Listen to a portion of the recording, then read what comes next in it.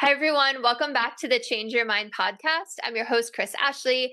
As always, we explore personal development, spirituality, and science. Today, we are going to talk about a subject that is so relevant to me: prenatal and postpartum fitness and body image. But first, a couple quick announcements. If you head to the links in the show notes, you're going to find a lot. You will find a link to sponsor the podcast. You will find a link to my book, Change Your Mind to Change Your Reality. It was endorsed by Marcy Shimoff, Bob Doyle, Michael Beckwith, all of whom were on The Secret. It was endorsed by John Gray, who wrote Men Are From Mars, Women Are From Venus, a lot of others. You will find my free masterclass. You will find free downloads. You'll find my course and private coaching. And as always, this podcast is part of the Los Angeles Tribune Podcast Network.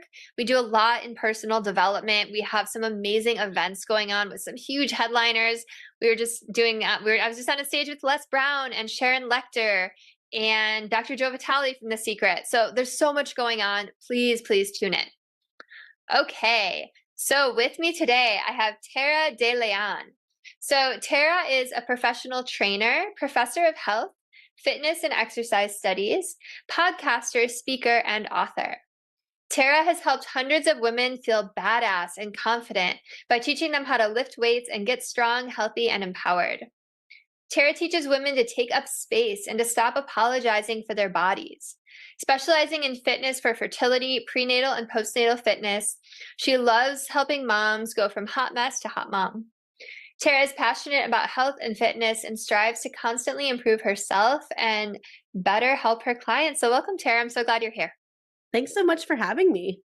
Yeah, I'm absolutely. proud of you. I feel like hearing all those announcements, you have a lot going on and I love it. Thanks. Thank you. Yeah, definitely have a lot going on and it's all really fun and exciting. Yeah, it's great when you love what you do, isn't it? Yeah, super great. Yeah, it's just like that old adage, you feel like you never work, right? Because you just have Yeah. so much fun doing what you do. Especially when you get to serve other people, right? I mean, I still feel like I work sometimes, but it's Totally. definitely There's the something I admin side enjoy. of it for sure. Yeah. But that's the stuff that you delegate, right? Yes. Um, I'm a cool. huge fan of like delegating and learning to say no and setting boundaries. Like, love that stuff. Yeah. Yeah, absolutely. Cool. So, I always start my episodes the same way, and that is by asking my guests to tell me their origin story. So, how is it that you came to be a fitness instructor for prenatal and postpartum women? Yeah, so my story is long and emotional, That's the but I best will keep kind. it Please short. share it. I've had so many like changes throughout my career. So I grew up a little fat kid and I got made fun of a lot and bullied as little fat kids tend to do. And by the way, a note on that, I use fat as like a neutral descriptor. I'm not like layering that word with judgment.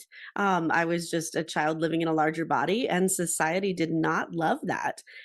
So as I grew up, I actually ended up in the wrong class in college. I was in a class called Sports Fitness Techniques.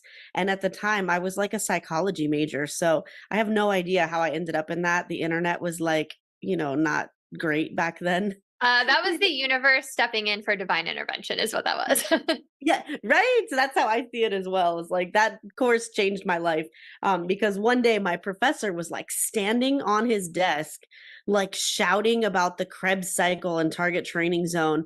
And me, not knowing anything about fitness, was sitting there like, what is this guy doing? He's so passionate about this. And it like piqued my interest. So I ended up like changing my major. I majored in health, fitness, and exercise studies. Exercise and sports science is what we called it back then. Um, and then I actually transferred to a different school because it had a better program and also it didn't have any snow. I went to college in Hawaii and it was Okay. every bit as amazing as it sounds. And then once I graduated, I'm from Maryland, so I moved back to Maryland, which is a questionable decision. Like, why leave Hawaii if you don't have to? But I did, and then I decided to go to grad school out in Arizona, and I majored in human movement with an emphasis in sports conditioning because my goal was to be a strength coach, right? Like work with professional teams, collegiate teams, things like that to like make better athletes out of everyone. So the reason I got into fitness and training was, one, my professor was exciting and excited about it, but I also had terrible body image, right? I grew up, getting teased and bullied and made fun of. And when I got to college, I was a very active child my whole life, right? When I got to college, I met someone who was like, "You should be a personal trainer," and I was like, "Okay, that's a good idea." And like, that's about how much thought I gave it. I was kind of like, "Yes, okay." The secret to like never being overweight again is to like be a personal trainer. Then I will just be like guaranteed to be like super fit for my whole life. Which, spoiler alert, that's definitely not how it worked out. But I actually got into it for the wrong reasons, right? I got into it thinking I would just be like, a super ripped goddess for the rest of my life. And then once I was in it, I realized I love helping other people. And so many times I see people walk into the gym and it's uncomfortable, right? It's a scary place for some people. It's dark and dingy, and the music is loud and it's dirty, and people are grunting and sweating, and weights are clanging. Like, I completely understand how this could be kind of a scary place to enter. And then you go in and you don't really know like the hierarchy of like, well, who has the right of way and who gets to use what machines and, things like that. So it's hard to keep going once you've made the decision to be in there until you learn how it kind of works, right? I don't drink coffee. So going to Starbucks is like super overwhelming for me because I don't understand the sizing. I don't understand the difference between all the coffees. I usually like walk in and I'm like, and find something like really quick off the menu and get out as quickly as possible because it's a place that I'm unfamiliar with in general. Right? The gym is that place for so many people. So once I got into it, I realized I actually love this. I love taking people by the hand and kind of guiding them through the gym and getting them comfortable there and helping them on their journey. Right? But I still had this like lingering thought that I wanted to be a strength and conditioning coach. So I left personal training, I left teaching group fitness, and I decided to go work at a university. So I spent almost 10 years working at Navy. Right here in my hometown of all places, which was amazing. Loyola University in Baltimore, and the University of Maryland in Baltimore as well, and a private facility type place. And it was great. I learned a lot and I loved the athletes, but it definitely wasn't where I felt like I was at home. Like the career was good, the pay was bad, the hours were bad. And I started thinking, like, hey, I'm at a point in my life where I want to start a family, right? I want to have a career, but also not just my career. I want more than this. And with the pay scale that I was at, that wasn't feasible. Then with the commute time that I was at, that wasn't feasible. And eventually I quit my job as a strength coach. I started working at the gym that I still currently work at, and I bought a house all in the same day. So it was a Nice. crazy weekend. And when I started at the gym, some of my like body image fears kind of crept back in. Like, I don't look like a typical personal trainer, right? I'm a plus size human being. What if people won't buy training from me because they're like, oh my God, she's overweight? Like, what could she possibly know? And I was worried about if people would want to listen to what I had to say, even though I had all this education and like 15 certifications and, 2 decades of experience. I was nervous. And turns out my fears were unfounded, and that I started working at the gym and I very quickly became busy. And I love what I do, and I love helping other people on this journey. And where I've kind of shifted over the years is back in the 90s and early 2000s, we were all about shrinking our bodies, right? We just wanted to be smaller, smaller, smaller, smaller, and no small was small enough. And it never really vibed with me because I feel like people are good how they are. Like everybody's so interesting and everybody has something that's beautiful about them. And, everybody's worthy regardless of what they look like. And so kind of like when Sir Mix-a-Lot came along with Baby Got Back, and J-Lo took, an extra limo for her booty to the Grammys that one year. Like, I feel like that's where all of this started kind of like percolating, Shakira's Hips Don't Lie, like that's where this all started. And now that society has fully embraced like being comfortable in your own skin and being curvy is okay, that's when I felt like my time in the fitness industry began to shine, because I'm not going to like tell people they have to be smaller. I'm not going to tell them that they have to earn their food. I'm not going to tell them that they're unworthy of literally anything. I'm just going to help them have better habits to get healthier. And so when that started, I had been trying to get pregnant for a few years already at that point, probably 3 years. And I started researching anything I could possibly do to improve my chances of conception because it had been a long, long, long journey. And I realized there was a lot of things I was doing wrong in the gym that weren't allowing me to get pregnant. And then, of course, I discovered I had polycystic ovaries. So, really, the gym had nothing to do with me not getting pregnant. But there were a lot of I was women. like writing down a note. What were you doing in the gym that made you not get pregnant? And then like next sentence, you like negate it. I love it. Yeah. So, the answer to that question is like if you do really high intensity exercise, think things like Orange Theory and F45, like high intensity interval type training.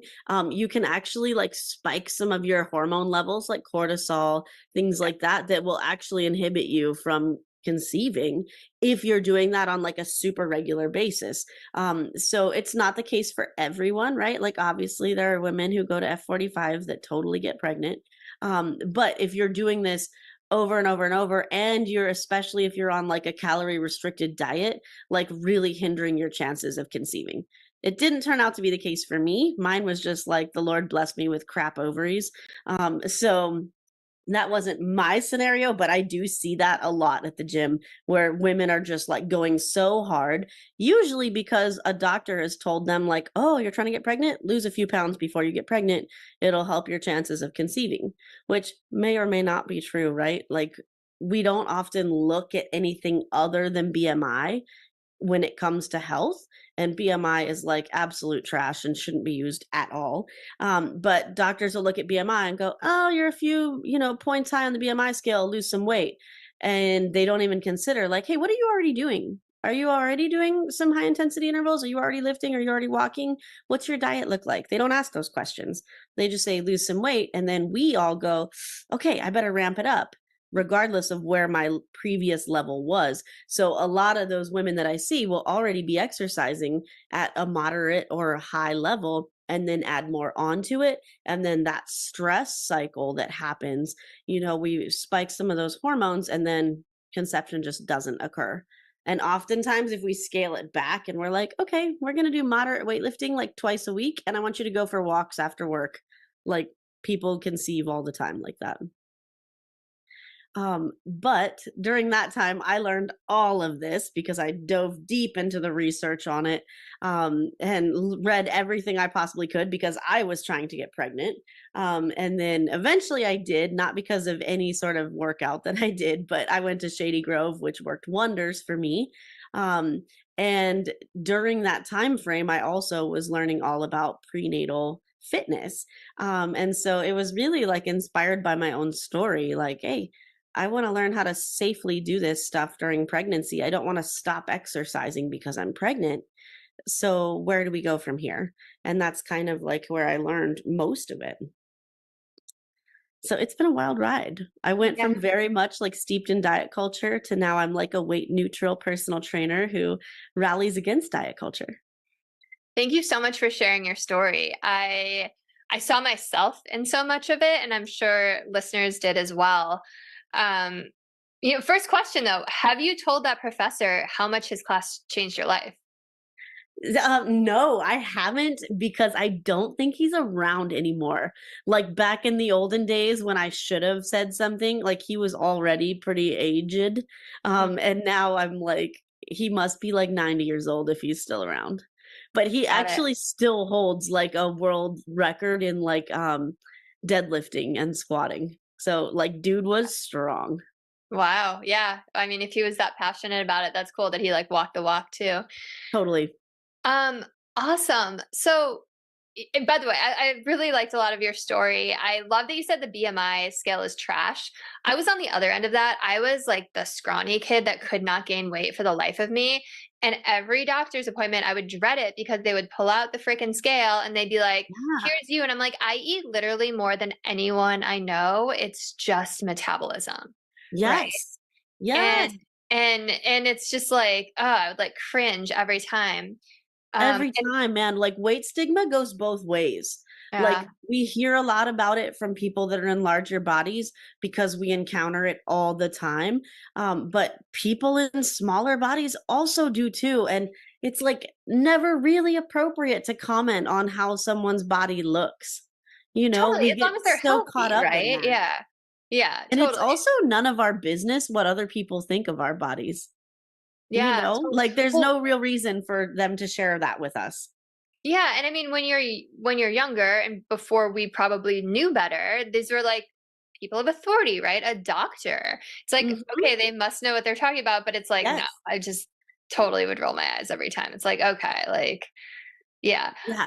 The Um, BMI scale is so frustrating because it was developed by this guy in France, I believe, named Queyle in the 1700s. So this is like a long time ago. He only used white males who were of sound mind and who were not frail. So he has eliminated everyone except for like healthy white males. And even then, it was never meant to be like a body fat analytic. It was meant to look at like this whole huge conglomerate of factors. And somehow our like current medical system has like latched onto that as if it's like the gold standard. Like it doesn't take any more effort hardly to get one of those scales that does body fat percentage. So like when you go to the doctor, they could actually give you a fairly accurate body fat percentage and then there might be something to say about it. But a BMI is like worthless. If you want to pass your BMI test, you like cut your leg off.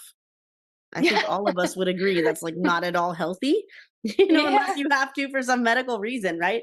But to just fit within the scale, or like, I don't even know how you would make it heavier, like grow your hair longer, Yeah. right? So that your BMI goes up just a little bit. Yeah. Like it's so silly. It's so That's silly that that's a metric we're using. I feel like there's so much like that that's so antiquated, just like not even in just the medical industry, just in life, right? Where it's like, Yeah. but I knew it was from men, but I didn't know it was white males only in a certain age bracket from the 1700s. That's just so Yeah. wild. It's Yeah, crazy. that makes no sense. Um, okay, so you also work with postpartum women.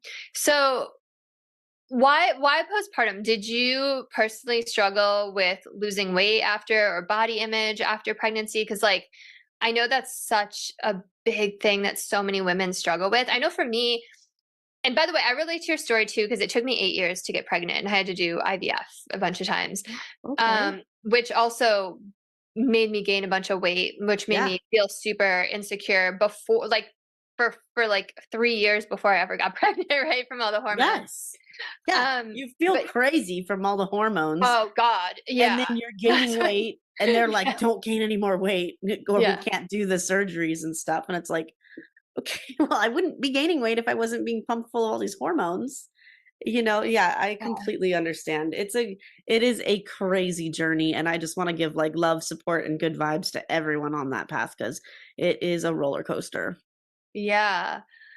But I remember having so much fear about getting pregnant because of body image stuff, which is like an embarrassing thing to say out loud, but it's Yeah. so true and it's I think so many people feel that way. Hmm. So so like what was your own postpartum journey like? And then, I want to hear also like I guess like how women that you've worked with typically feel in their postpartum weight journey.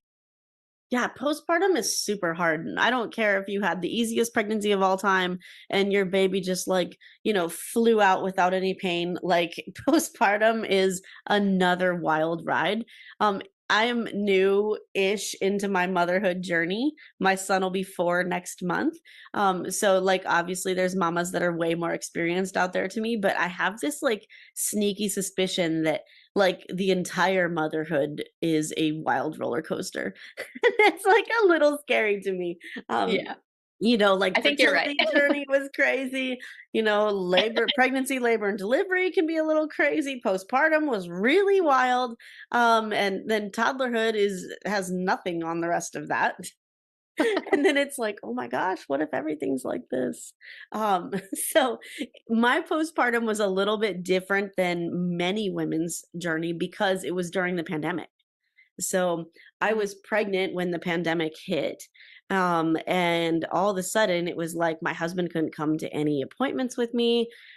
We were like literally prepping for a home birth in case our hospital shut down. Thank God that didn't happen because I can't imagine having to have a baby and then clean up your own house. Like, don't put me down for that. Also, not to mention, if I had given birth at home, my baby and I both would have died. So definitely not something that I wanted to go through.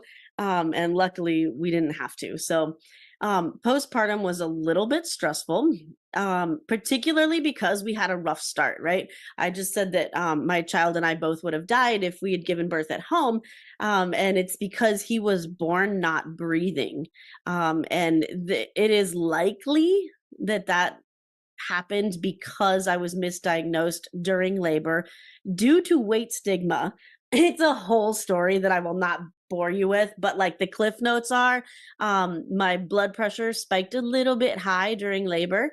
I was having like an unmedicated labor at that point, and I was laying on my arm where the blood pressure cuff was, which you should never do that if you're getting your blood pressure taken. And of course, I was in pain, right? Like labor is painful. So my blood pressure was a little bit high, and they took one look at me and they were like, "Oh my gosh, you are old and fat. Um, you are definitely having preeclampsia." And I was like, "Dude, I've had perfect blood pressure my whole life. I literally worked out my entire pregnancy. Like, let's hold off for now." And it got to the point where I wanted an epidural, and they had like a nurse who it was her first day give me the epidural, which is fine, like everybody's got to learn somewhere, but she ended up scraping the inside of my urethra with the catheter. So I was bleeding and it didn't really hurt, right? Like labor's uncomfortable, so what's the one more thing, right? I didn't even hardly notice what was happening down there, but it made the bag of urine that's like hanging on the side of the bed look like it was brown, even though it was blood in there and not protein. So they didn't test. They didn't go like, oh, let me take this strip and dip it in there and see if this is protein or blood or what is this. They just said, oh my God, it's protein. You need all these drugs to prevent you from having like strokes and seizures. And I was like, well, yeah, shit, I don't want that. Yeah, give me the drugs. I don't want to have a seizure or whatever. So they did. And in my opinion, that is what caused my son to be born not breathing. Um, they do not agree with that assessment, and I'm not a doctor, so, like, I don't really know, but that is my, suspicion based on a little bit of reading that I've done on the subject. So, anyway, he was born not breathing and got whisked straight to NICU. It was fine. He was only there for a couple of days, and he was breathing on his own within, like, half an hour, so, like, everything worked out okay, and he is a vibrant, healthy 3-year-old at this point. But it was a little bit traumatic. And then being the pandemic, like we couldn't go in and out. We were like stuck in that room there for like the duration. And then when we got home, it was like too scary to have anybody over. Like I told my mom she couldn't come unless she isolated for 2 weeks. And she like showed up and mentioned like on the front porch that she had like seen friends for lunch like the next day. And I was like, well, you can't come in if you were with your friends yesterday.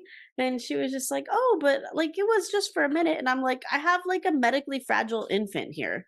Like, we're not risking it. Like, sorry. So the village was like non existent at that point. Um, and I personally feel like I dealt with some like postpartum anxiety. But my doctor was kind of just like, yeah, you're a mom. Now you have anxiety, like life is anxious now. um so it wasn't really well dealt with. And I remember feeling like I just didn't have my life together, like strangely, I will say, um postpartum, the baby weight that I had fell off immediately. Like within a month, I was down to my like pre-pregnancy weight, which was completely bizarre and unexpected because I'm one of those people where if I look at food, I will gain weight. Um, but I really like thrived physically through my pregnancy and postpartum time, but mentally, man, it was crazy. And you do have all these things changing with your body, like for me, my breast milk would leak out like all the time. So I would be sleeping all night, and then the instant I would wake up, before I even opened my eyes, my shirt would go like and just be soaked. It was just like, what the heck? One time I was out in the grocery store and I heard a baby start crying, and all of a sudden my milk just let down and like dripped on the floor. And I was like, oh my gosh, I'm like leaving bodily fluids on the floor. Like, how can I trust my body now? Um, like a particularly funny story about that is I woke up one day, the baby was sleeping in his bassinet at the bottom of the bed, still asleep, and I had to pee so bad. So I like got up, didn't put my glasses on. I'm super blind, by the way, without glasses or contacts. And I went to pee. Peeing was a struggle postpartum. I felt like I had to pee super bad, but it just dripped out like a leaky faucet instead of like a fire hose. I would like listen to my husband pee normally and get like ragey because of it. So I finally peed and then came back to my bedroom, and my husband goes, "Babe, don't move." And I was like, "Why?" And he's like, "There's a spider." And like, okay, I don't love spiders, but I'm not terrified of spiders. But like, I couldn't see anything. So I'm like, "Oh my gosh, where is it?" And he's like, "It's right there." And I'm like, "Well, where? I don't know where that is. Like, I am blind, sir." And I didn't know if it was like descending on me, if it was descending on the baby. Like, I didn't know where this spider was. And so I just like panicked. And while I'm sitting there bursting into tears, I peed myself somehow, and my milk let down. And I was just kind of Oh like, no. oh, You're like leaking out of every end that you can. like anything that could have let fluids out, like basically did. And I was just kind of like, oh my gosh. So I like go back to the bathroom, put my contacts in, clean myself up, and I come back in, and it's like the world's smallest spider that was like halfway down the wall, nowhere near me or him or the baby. And I was just kind of like, really? I But love that story. like when working with clients, right? Everybody comes because, they want to feel strong again. They don't really feel strong in their bodies, even though like your body has just done this amazing thing, right? Like you've literally grown an entire human. You're probably making some of the food for that human with your own body, which is like a miracle. um you're also surviving. You're like living your life, you're still getting up, you're back to work at some point, right? If you're a working mom, of course. um well, all moms are working moms, but if you're a working outside the home for money kind of mom, then like you're back to work, and society kind of suspects us to just like expects us to just jump right back in and be who we were before we had this baby. But really, like pieces of our baby stay with us forever. Like you are so changed the second that that baby comes out. Like you will never ever be the same. I would argue that you'll never ever be the same the second that like conception happens even. But you'll never be the same human, and that's totally okay and wonderful. But I feel like society just kind of goes like, well, you should still be the same. You should still look the same, still dress the same, still act the same. Your self-care should still be the same.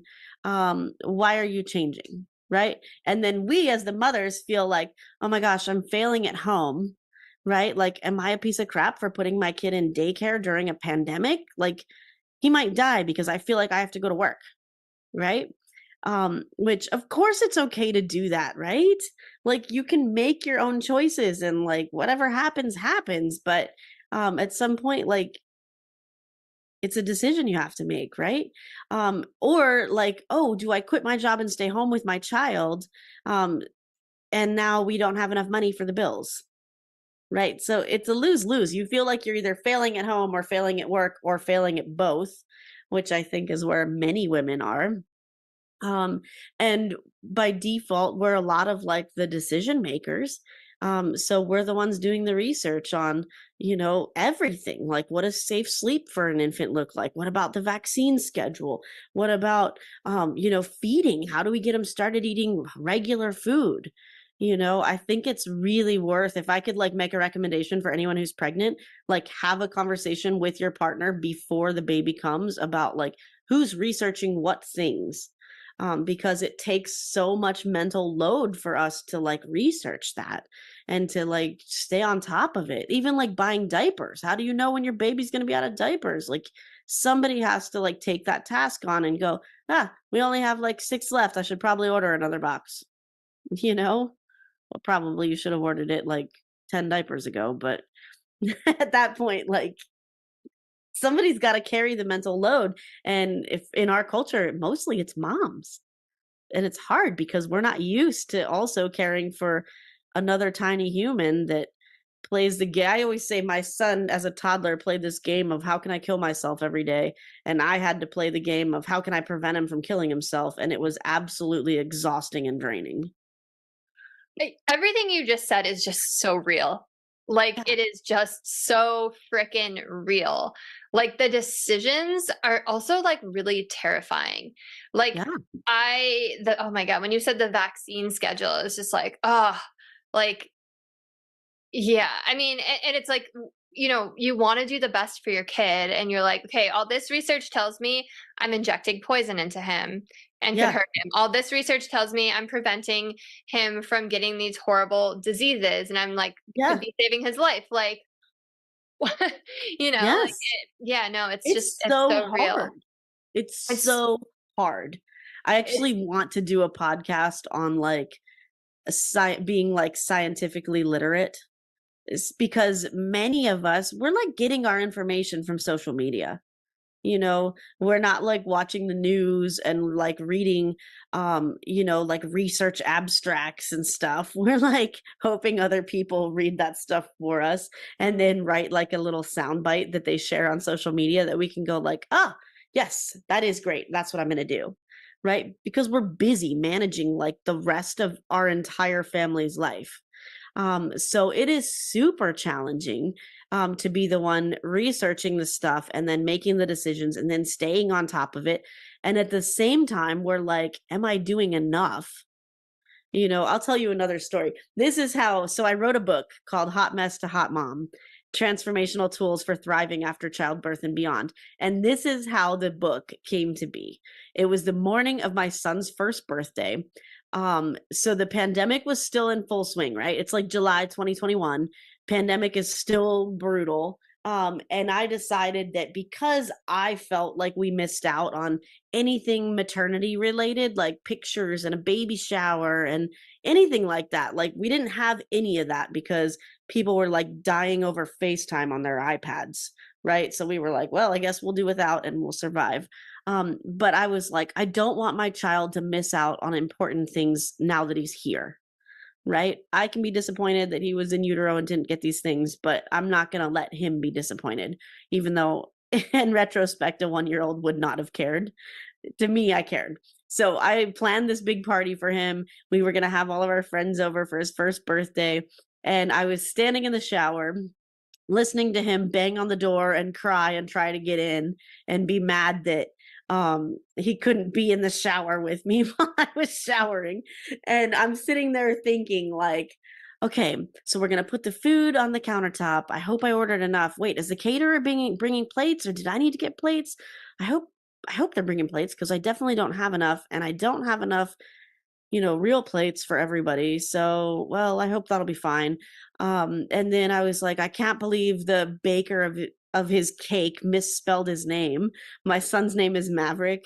And she like left out the V. So the cake said like, happy birthday, Mayrick. And I was like, what? And I'm like, at no. the time, I'm like, oh my gosh, how do you mess up his first birthday cake? Like, get it together. And I thought like probably at some point I'll think it's funny and laugh about it. which we've reached that point. It is funny and not a big deal. But at the time, I was like, oh my gosh, I messed that up. Even though, was that me making the cake? It was not. I ordered it from a bakery. It wasn't my mistake, but I internalized that as like my failure. And I noticed like, oh man, I need to buy more body wash, add that to the grocery list. Speaking of groceries, I wonder if I need to get this, like my mind was just kind of racing there in the shower. And I looked down and I realized I hadn't shaved my legs in like who knows how long. And I was like looking at my legs and I'm like, oh my gosh, I have got to shave these things. But this is going to be like a multi step process at this point because nobody's razor is like strong enough to deal with the Sasquatch situation we have going on here. And that's when I realized I was like, girl, your child is a year old. You have to get your shit together. And I was like, okay, what does that look like? And what I really wanted was I wanted to be having my life together enough that he had the mother that he deserved, and I wanted to feel like if I just had a checklist of like what would make me feel like I had my life together, like, man, if I could work out again. My body didn't feel right postpartum until I was like 6 or 8 months postpartum. you know my pelvic floor wasn't super damaged during labor. Like I had a little tear, but it was just a little one. And yet it took me a long time to feel like my guts weren't going to fall out every time I moved, right? And that's okay. This like 6 week benchmark of like you have to be exercising at 6 weeks, by the way, you're open for business at 6 weeks, is crazy. you know like we're doing our mamas a disservice here. um but for me, like being able to work out again was on the list of like, how am I going to feel? Right? Am I going to feel like I have my life a little bit together and that I'm doing me things, right? Like Tara is a person who exercises regularly, but Tara as a mom was just like the birth giver and milk maker and wasn't exercising at all you know so I wanted to exercise. I wanted to make sure I was getting enough sleep. I wanted to eat something that wasn't carry out most nights of the week. I wanted to like have some time away and have my own hobbies and like make sure I got his like, Roth IRA or his 529 set up. I wanted to get life insurance for him. I wanted to get like my will and testament done for me so that if something were to happen, like these are horrible things that none of us, especially new moms, do not want to think about that. But I can only imagine how much worse a tragedy is if you don't have any way to pay for it, right? Or if you don't have any plans, like you and your husband die in a car accident, where does your kid go? Like, that'll get messy if you haven't laid that out. So for me, I felt like, dude, I just need a checklist of like how to feed myself, how to nourish myself, how to nourish my baby, how to make myself feel like I'm a human again and not just the like milk maker birth giver. And so I went online and like researched all this after his party. I was like, all right, let me Google like new mom checklist. And nothing came up really other than like, here's what to buy, which is also important. There were definitely a few baby items that like made my life way easier. But it didn't really exist in the form that I thought it should exist in. So I kind of thought like, gosh, somebody should write that. And then a few months later, I was like, maybe it should be me. And then I had a meeting with my business coach and she was like, what does your perfect day look like? And I was like sitting on the beach, not being around humans. And she was like, oh, so you need to be a writer. And I was like, well, I do kind of have an idea that I've been thinking about. And she was like, yes, let's do this. So I pitched it to a publisher and she was like, I love this idea. Everybody needs this freaking book, dude. None of us as new moms know what we're doing. None of us feel like ourselves anymore. We all love our children like beyond recognition, and we have no idea how we even have the capacity to love something that hard. Right. And it's like a little scary for us, but like we're here for it. But we still deserve to be us as a separate human being. Um, and she was like, but you're not an expert in all these areas. She's like, you got to write about body image. You got to write about fitness. You can do like an introduction, a closing, chapter, whatever, but you need to have like a dietitian talking about fueling your body. You need to have a sleep specialist. talking about how to make sure that you as the mother are getting enough sleep when your baby may not be sleeping, right? Um, you need to have someone write about doing like your estate planning. You don't know about that. And I was like, yeah, I definitely don't know about that. So I basically went and recruited all these people to help me. Most of these were people who I used during my postpartum phase. Um, at one point I had a lady write a chapter, and she is like a sexiness coach. That's what I call her. Her actual title is like yoga therapist or something. But she's like a sexiness coach. And I went to my doctor actually, and I was like, hey, so my libido is like gone. When does that come back? And she was like, oh, like when your kid's in college. And then she looked at her notes and she was like, never mind, you'll be in menopause by then. So like never. And I was like, this is terrible. I used to enjoy like being physical with people, like I don't want to like never enjoy that again. And she was just like, yeah, welcome to motherhood. And I don't think that's like an acceptable answer. So I went and like looked for other people to help me with this kind of thing, right? And I found Julie, and I was like, Julie, you got to help me. And she gave me the most bizarre advice that somehow totally works. And I'll tell you, because every new mom should like know this if they're struggling with libido. Once you're ready for like sexy stuff, not like instantly. She was like, every time you touch or see water, I want you to think of like sexy stuff. And I was like what? Like I wash dishes like 48 times a day. And she was like, So yeah. She was like, okay, so you turn the water on and you put your hands in it and you're like, ooh, the water's so soft and it's warm, and it's dripping on my hands. And I was just kind of like, okay, uh, I don't know about this. Or like in the shower, you're like getting wet and touching your body and just feeling like sexy, even though you're like leaking milk and you're tired and your leg hair is 4 inches long and there's a screaming baby in the background. Like, I was kind of like, okay, this isn't exactly the advice that I was hoping for, but girl, I'm telling you, it somehow worked.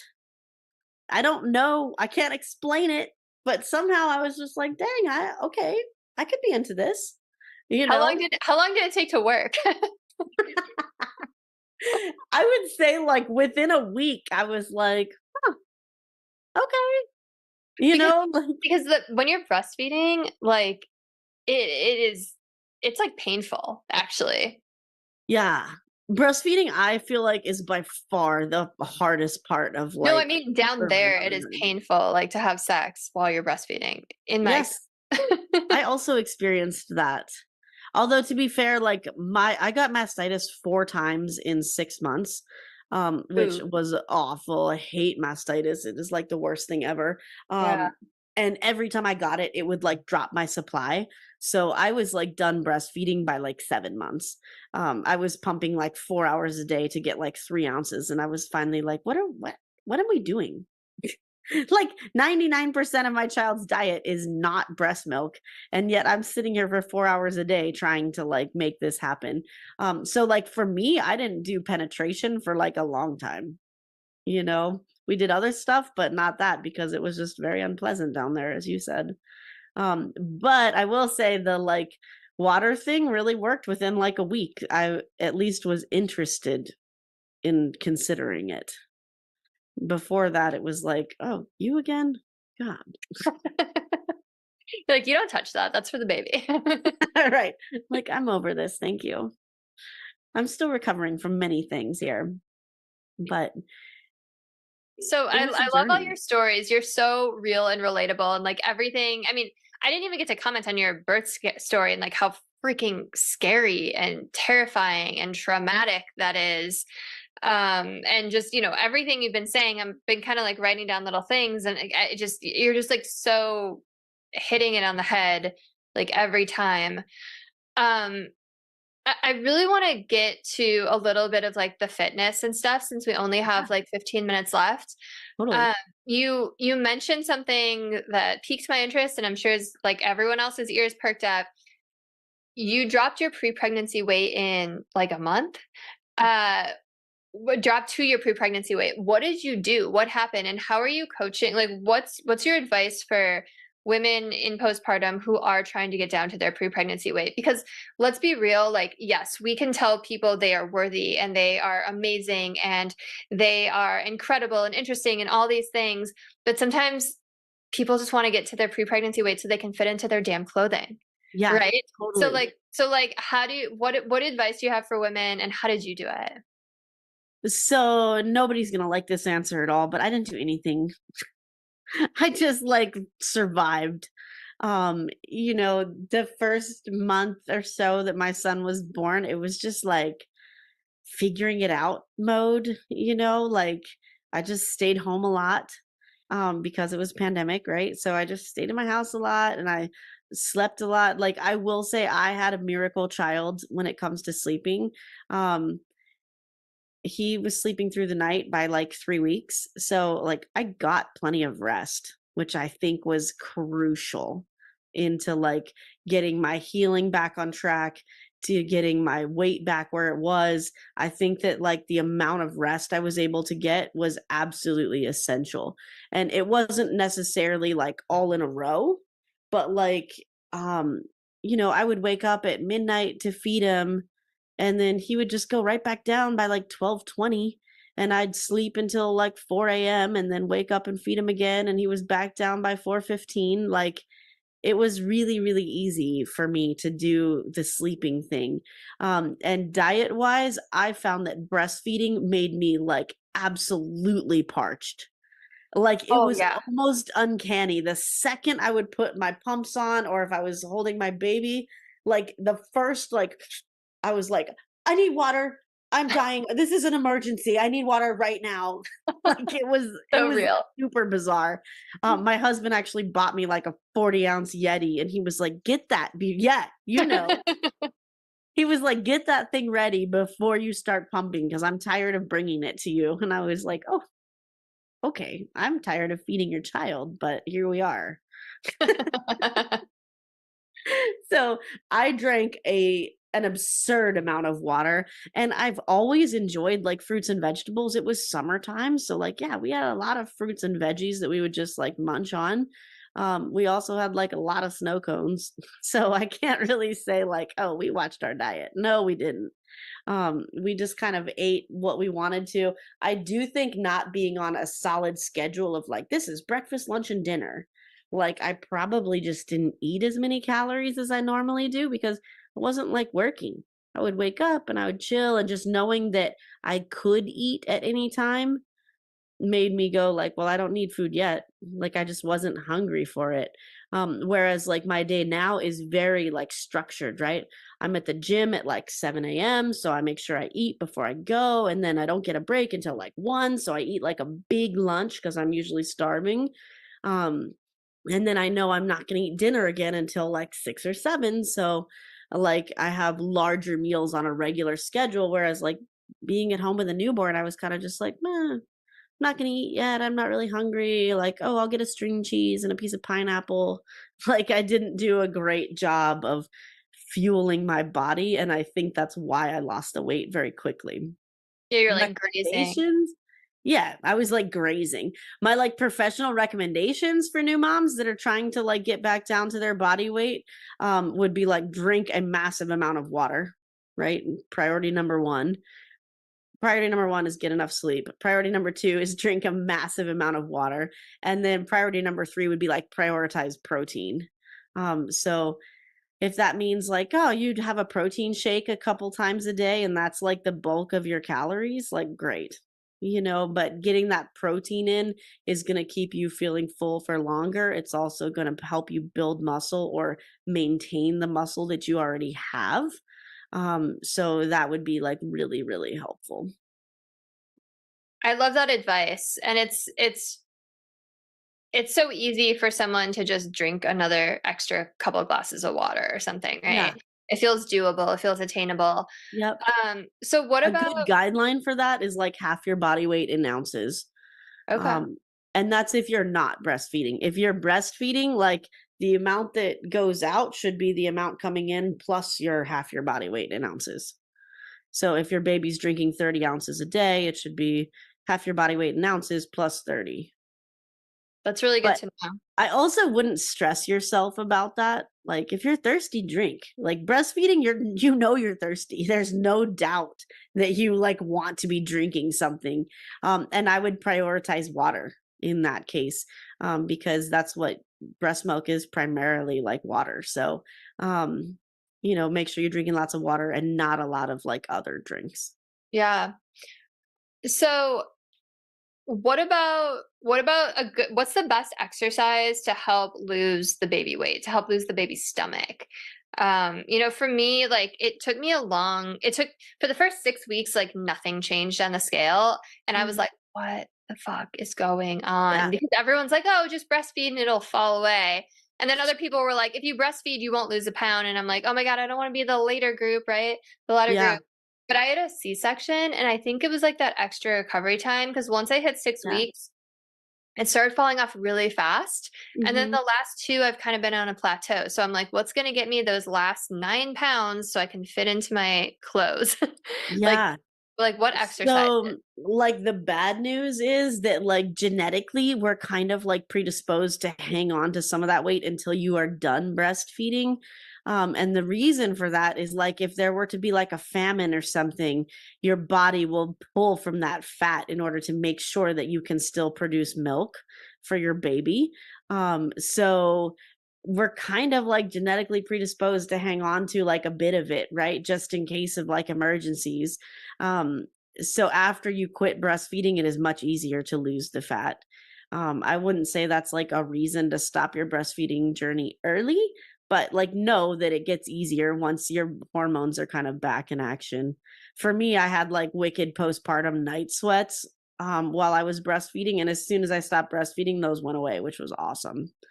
Um, so like it comes, but I really feel like new moms should prioritize strength training. And the reason for this is because it's going to help prevent injuries.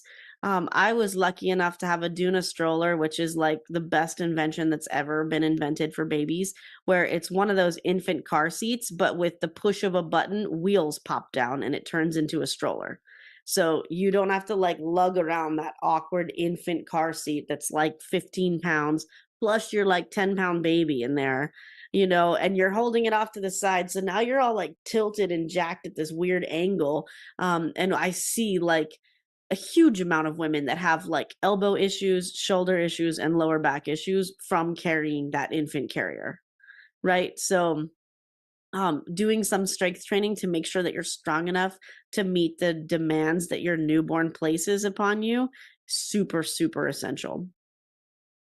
Yeah, my husband pulled his back twice carrying that Yeah, carrier with the baby in it, so that is so totally. real. I've heard strength training also just kind of boosts your metabolism overall to help lose the weight. Is that true? Yeah, absolutely. So muscle needs calories in order to maintain itself. Otherwise, it'll just like atrophy over time, right? Will just slowly like deteriorate. And fat on the flip side doesn't need any calories to maintain itself. It's just like a sentient, substance that just is. And if you take in less calories, like you'll burn some, but it's the muscles that are doing the burning of the fat. So the more muscles you can have, the more fat you're going to burn overall, the more calories you're going to burn overall. And I feel like I get this comment a lot that people are really worried about turning into like a bodybuilder or something. And like it takes so much work to build that much muscle. And it usually takes a lot of like supplementation to do that. So, as a new mom, I would very much not worry about getting like too muscular. It also happens really gradually. So, if you like look at your arms one day and you're like, "Ooh, these are gross. They're muscular man arms," you just stop doing what you're doing and they'll go away within a week, you know? How many days a week do you recommend doing strength training as a new mom? Twice. That's it? Twice a week for like 20 to 30 minutes is plenty. Wow. All right.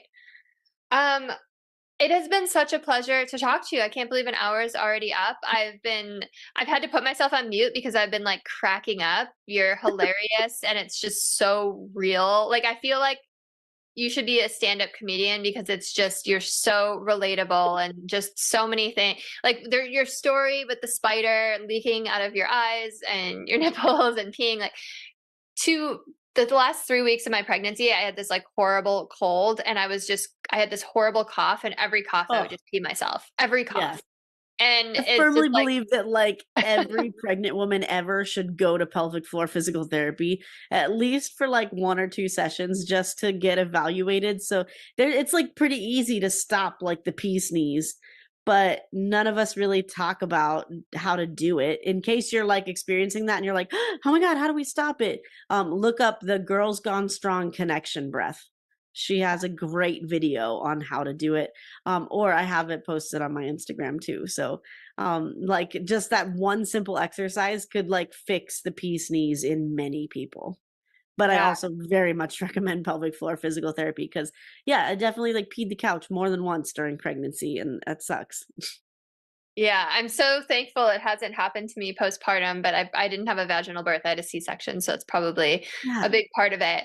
I know I have friends that still struggle with it, and their kids are many years old. So I'll give You them have a those whole videos. different set of things that you have to deal with now too, right? Like releasing that like scar tension and things like that. So definitely pelvic floor PT for everybody would be helpful. Yeah, scar tension is like a real thing for sure. Yeah. Okay, please, I'm sure everyone wants to connect with you. Where can they find you? What's your website? What's your social media? All of that. Yeah, so I'm like very much most active on Instagram. And my Instagram is at Tara De Leon Fitness, but there's like an underscore in between each word. So Tara underscore de underscore Tara Leon underscore fitness. It's a terrible Instagram name. I should definitely have never picked that, knowing that I would be saying it out loud, but that's the world we live in. So definitely find me there. I don't have a website, believe it or not. Instagram is where you can get me for like everything. But if you're into like the weight neutral fitness and the intuitive eating type stuff, I have my own podcast called Wellness Rebranded. You can find it anywhere you like to listen to podcasts. Essentially, it's me, a dietitian, and a mental health therapist team up to talk about what is actual self care and what's like diet culture and toxic positivity kind of run amok. So we're always chatting about interesting stuff on the pod. And then you can find my book on Amazon. I actually have like a 12-week fitness program for postpartum in the book. The way I laid out the book was there was like funny stories, like the spider stories in there, for example. And then at the end of each chapter, there's a tool. So if you're too busy, you're too immersed in like the chaos of postpartum, you can skip the stories and just read the tool and apply that to your life like immediately. So I've got a whole workout in there if you want it. It's there for you. Awesome. So many great resources. Your podcast sounds awesome. Thank you so much, Tara. It was great to meet you and have this conversation and just feel very seen as a new mom myself. So I appreciate you. If you are Likewise. listening, yeah, please send this to a new mom that you think could use it. Like, comment, share, subscribe. I will see you all on the next episode. Have a beautiful rest of your day.